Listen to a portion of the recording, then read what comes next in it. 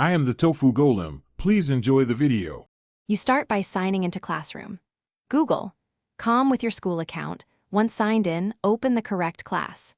Click the assignment listed in classwork or the stream, then carefully read the teacher's instructions and any attached rubric so you know requirements. Next, click the assignment to view details.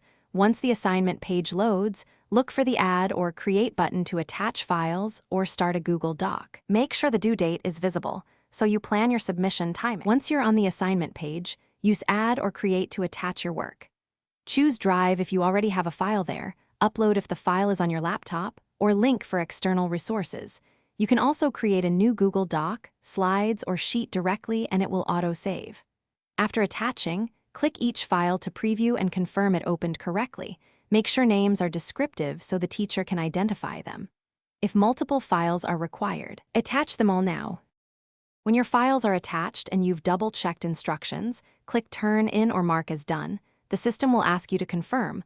Once confirmed, Classroom marks the assignment as turned in. Make sure the status updates and that your attachments appear under the submission. You can open them to reconfirm. If you need to make changes before the due date, use Unsubmit to edit and resubmit. Troubleshooting tip.